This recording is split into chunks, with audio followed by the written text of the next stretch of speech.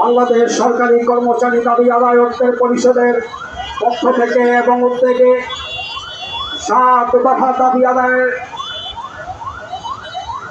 সম্মানিত মুখ্য সমন্বয়ক উপস্থিত আছেন জাতীয় নেতৃবৃন্দ এবং আমার সামনে উপস্থিত আছেন বাংলাদেশ থেকে বিভিন্ন জেলা থেকে বিভিন্ন দপ্তর থেকে আগত আমার সহকর্মী ভাইয়েরা ও বোনেরা। আপনারা জানেন 2015 সালে 8ম পে স্কেলের পর থেকে নবম বৈষম্যমুক্ত নবম পে স্কেলের দাবিতে আমরা দীর্ঘদিন আন্দোলন সংগ্রাম করে যাচ্ছি। বিভিন্নভাবে সমাবেশ, মহাসমাবেশ, মানববন্ধন সহ সকল প্রকার শান্তিপূর্ণ সমাবেশ এবং আন্দোলন করে যাচ্ছি। কিন্তু দুঃখের বিষয়, আজকে দীর্ঘদিন যাবৎ ব্যাপকভাবে আন্দোলন করেও আমাদের সেই লক্ষ্যে পৌঁছাতে পারি নাই।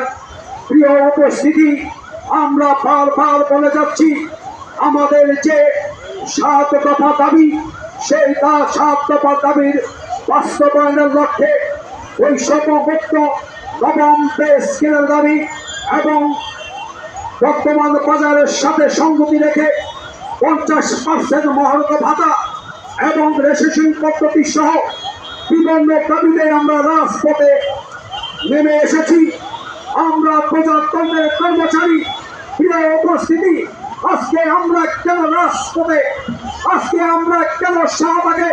আপনারা জানেন ইতিপূর্বে এই শাহবাগে যতই আন্দোলন হয়েছে সমস্ত আন্দোলনেই সফল হয়েছে, কিন্তু আজকে আমরা সেই শাহবাগে এসে উপস্থিত হয়ে সেই শাহবাগীদের সাথে একত্রভাবে আমাদের আন্দোলন করে যাচ্ছি।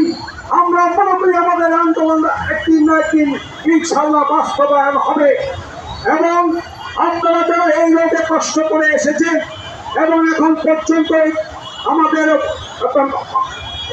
সমাবেশে আমাদের নেতৃবৃন্দের বক্তব্য শুনছেন, আমি আমাদের নেতৃবৃন্দের বক্তব্য শুনেছি। আমরা বক্তব্যের সামনে বক্তব্য দিবেন। আমাদের একটি কথা, মাননীয় প্রধান উপদেষ্টা, আমাদের পেটে ক্ষুধা, আমাদের পেটে ভাত নাই, আমরা দ্বিতীয় কর্মচারী, আমরা ঠিকভাবে আমাদের সংসার চালাতে পারছি না। আমাদের দুঃখ দুর্দশার কথা চিন্তা করে আমাদের যে সকল 7 দফা দাবি আছে অতি বিলম্বে এই 7 দফা দাবি বাস্তবায়নের জন্য পদক্ষেপ নিন এবং আমাদেরকে বাঁচান।